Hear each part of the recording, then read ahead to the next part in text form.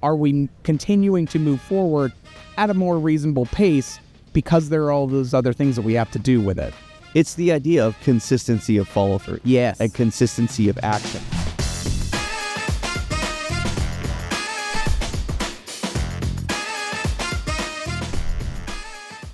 Hi, I'm Russ. And I'm Danny. And this is the Memory Makers Podcast, The show that helps you make amazing customer experiences and make more memories. including our shenanigans. If you're watching this on YouTube or in the video form, you are missing out if you're not. So, Danny, we're at IAAPA. It's been a crazy few days. So much fun, so much action. As we were chatting through and solving all the world's problems, we were talking about just that sprint versus marathon type of mindset that comes with these kinds of things, right? And it's so easy to get caught up in the momentum. There's so much stuff to see. You're constantly moving and grooving and doing all of these things. But then when we're leaving the trade show and we're actually starting to put things into action, we got to shift into more of that marathon mindset. Yeah, and it's interesting because a show like this the whole time is a sprint. Yeah. The moment, well, I mean, for a lot of us exhibitors, it begins as a sprint before the show and the things that lead up and all, because a lot goes into this. But Yeah. let's just look at the show itself. As you got 4, 5, 6 days, depending on how long you're here, of a sprint of lots of stuff happening, go, meetings and all the things. And that's good in short spurts. Yeah. But what sometimes happens is we can, either leading into an event like this or afterwards or part of a whole season, we can try to treat every day and every week like a sprint. But you can't sprint all the time. And if we do, what happens? Exhaustion, fatigue, burnout, that capital B word, right? And the things that we don't want to have happen. And so we wanted to have an interesting conversation today about the difference between sprints and marathons. Yeah, and well, now the pressure's on for that to be interesting. Now you had to categorize it that way. But yeah, let's make it interesting, because what are we doing here?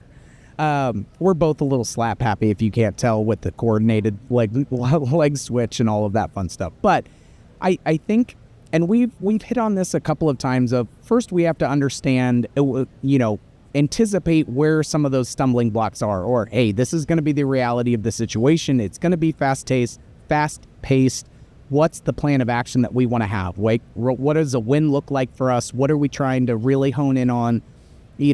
Some folks are like, oh, I just want to see what's new. Well, why do you want to see what's new? What problem are you actually trying to solve with that? Whether it's a software piece or an attraction piece or a vendor, so, this, that, and the other, like, have that honed in and prioritized list so that way you can actually get traction on it, and you're not losing time to just like the busy versus productive mindset that we talked about in previous episodes of, okay, am I actually moving the needle, and what are some of those clear, concrete steps that I need to be able to take in order to do that?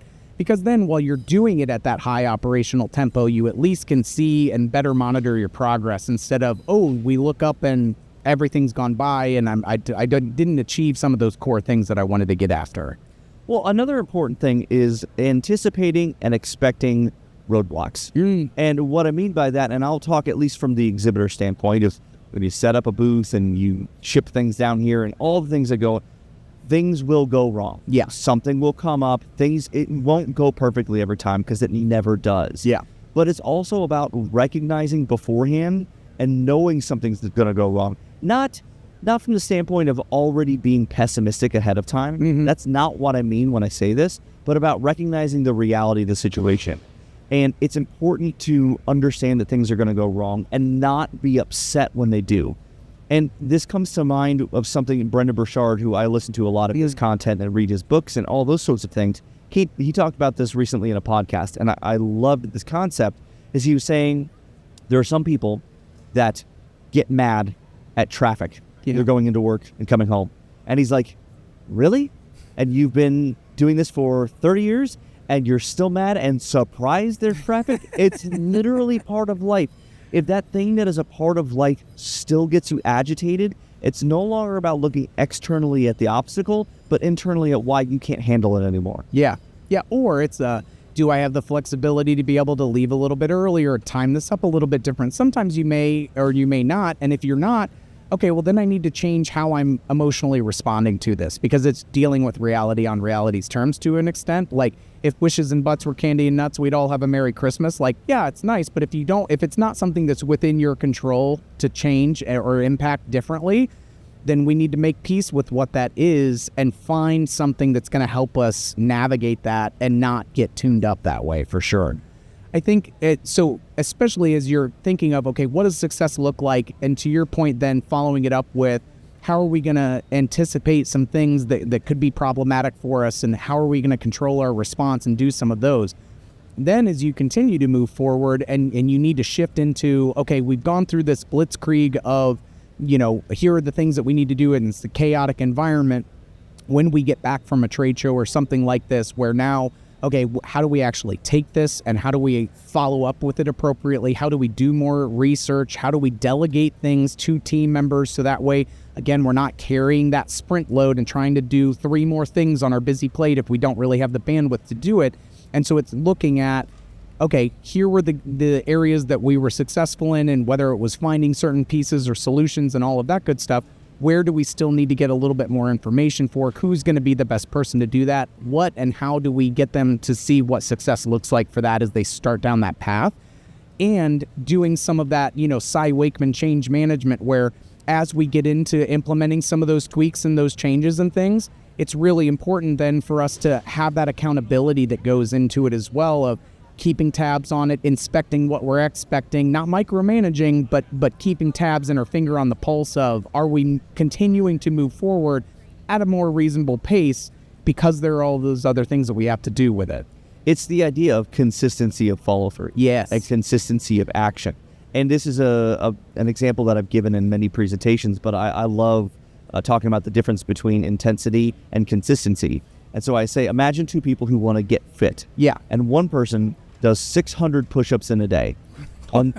Yeah. And the other person does 20 push-ups a day for 30 days. Yeah. Who has better results? Guess number 2. Yeah. Yeah. It's the exact same number of reps. Yep. It's the exact same output. But when you only have a sprint and you stop, your results aren't as good as when you're consistently putting in the work day after day after day and showing up and following through. And I think that's helpful for all of us to remember, because we're in this sprint now, and using kind of this show as an example, coming out of this on the exhibitor side, we're going to be hitting a few days of busyness, and then it's Thanksgiving. Yeah. And then it can be really easy to let that idea of the holidays and Thanksgiving just kind of, you ease up on the gas, and you're like, I don't know if I want to keep showing up as consistently as I was. And then you dilly-dally, and all of a sudden you're almost in the new year, and you look back and go, we didn't make the progress we wanted to make. Yeah. And I know on the operator side, it's not quite the same, because they get out of this, and when they get into Thanksgiving break, it's crazy balls at the walls of, they're generally most places are going to be very busy. Yeah. And so as someone who is an operator, they might have a different experience than someone who's an exhibitor. Yeah. But it makes me think about that idea of how important it is to keep showing up. Yeah. Well, and I think then if you look at it, so with some of our clients, and I absolutely love IAAPA just from the standpoint, and I've told you this joke, so forgive me for repeating it, but it's kind of like that family reunion, right? You get to see a whole bunch of people. There's a lot of high octane energy, all of that stuff that goes with it. You may be occasionally ducking out from the weird uncle that's hanging around or things like that, right? Like, it has its characters and all of that. But when you look at it from our operators and our clients' perspective too, a lot of times what they'll talk about is, okay, we know that there's going to be this huge blitz through the holiday traffic and the busyness that comes with that, and it's going to be more intense. We're going to be busier. The people are going to be a little amped up. Their teeter-totter, shout out Scott Harvey of logic and reason and emotion, are going to be out of balance a little bit. Okay, we know that this is something that's going to come up. We really need to be making sure that we're taking time and our due diligence to prepare and plan for it, right? And have that marathon mindset in the lead up to it. Do the sprint, because we've been conditioning ourselves through that longer, consistent, piece. We can hit that level of intensity and minimize a lot of the issues that can come up. So that way, while it's a good intensity, of yes, there's a lot going on with all of it, but you're not taking on the extra curveball stuff because you've been able to hopefully engineer out some of those issues. And then when you're on the other side of it, breaking down the game film and shifting gears into that mode of, okay, what went well, what didn't go well, and all of that. And so I think one of those big things when we look at this is there are going to be times that are super intense. A lot of times we can anticipate and factor that in and give ourselves room to plan and prepare and make sure that then we're conditioned for the intensity and then be able to come back down from it and be better for it and avoid the burnout. Yeah. I couldn't have said that any better. It seems like a perfect place to wrap up. I was getting ready to think of a wrap-up line, and I think you just hit all of it. Oh, damn. Okay, well, good. Yeah, you just did it. Sorry? No, that's great. I mean, I could wax poetic and throw some more words on there, but we don't need a word salad. We could just end on a good note. It's good, man. I've had such a blast. I hope those of you who have been to IAAPA this year have been able to get some really good gems as you're listening to this and you're getting ready to go and try to put this stuff forward. Just remember your why. Keep chugging at it, making sure that you're giving yourself room for grace as you're trying to make these changes and do that stuff. But we appreciate all of you guys so much. It's crazy to think that we've been doing this for over 2 years now, and every time whether you guys have come up and said, oh, hey, we love the podcast, we do all of that, like, thank you so much, because that's what it's all about. We just want this to be a force for good, so that way you can be a force for good further. And if you like what you heard, be sure to give us a review, that 5 stars. We always appreciate. Please and thank you. If you have ideas for future episodes that you'd like for us to touch on, hit us up on social media. We'll be happy to get that into the mix. And big shout out, as always, for Mikey Mike on the 1s and 2s, doing the mobile podcast rig setup on here, making things action-packed for us at every turn. And we'll catch you on the next one, troublemakers. Thank you.